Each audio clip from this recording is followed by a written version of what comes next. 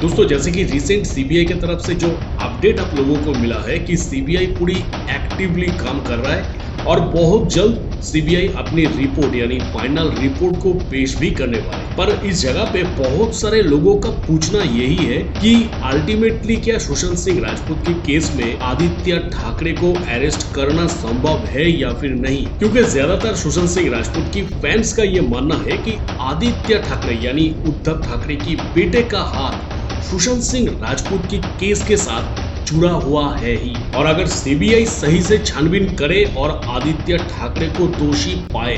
तो क्या सीबीआई आदित्य ठाकरे को अरेस्ट कर सकता है या फिर आप कह सकते हैं कि क्या सुशांत सिंह राजपूत के केस में आदित्य ठाकरे का कोई सजा हो सकता है या फिर नहीं। तो दोस्तों इस जगह पे मैं आप लोगों की क्वेश्चन का एकदम साफ साफ आंसर दे सकता हूं और वो आंसर मैं दूंगा पॉलिटिकल एंगल की तरफ से। तो अगर आप पॉलिटिकल एंगल के ऊपर थोड़ा सा ध्यान देंगे तो पॉलिटिकल एंगल यानी पॉलिटिकल गेम कुछ ऐसा ही कहता है कि सेंट्रल में जो सरकार है और साथ ही साथ राज्य के अंदर जो सरकार है, दोनों अगर अलग अलग सरकार हुआ तो राज्य की सरकार में अगर कोई स्कैम या फिर कोई घोटाला होता है तो डेफिनेटली इस मामले में उस सरकार के पास सबसे ज्यादा वीक पॉइंट है वही चीज कि सेंट्रल में एक सरकार और राज्य में दूसरे सरकार। अब महाराष्ट्र में तो ऐसा नहीं है, महाराष्ट्र में सेंट्रल पे भी जो सरकार है, राज्य पे भी वही सरकार है। पर आदित्य ठाकरे का जो सरकार है वो सरकार सेंट्रल की सरकार या फिर राज्य की जो सरकार है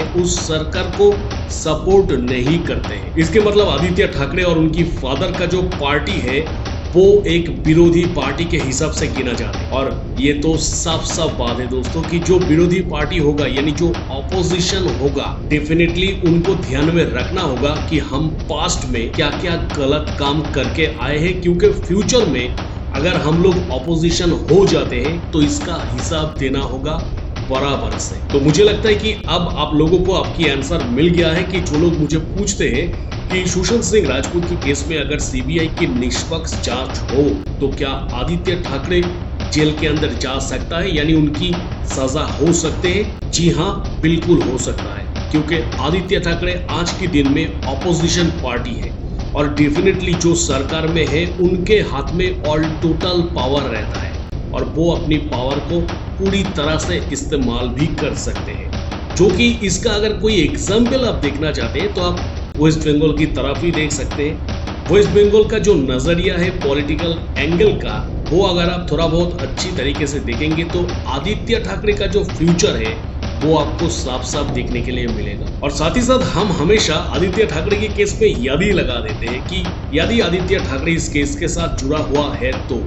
पर दोस्तों मैं आप लोगों को लगभग 3 साल की तजुर्बे से कह रहा हूं, क्योंकि 3 साल से मैं सुशांत सिंह राजपूत की केस के ऊपर इन्वेस्टिगेशन खुद से किया,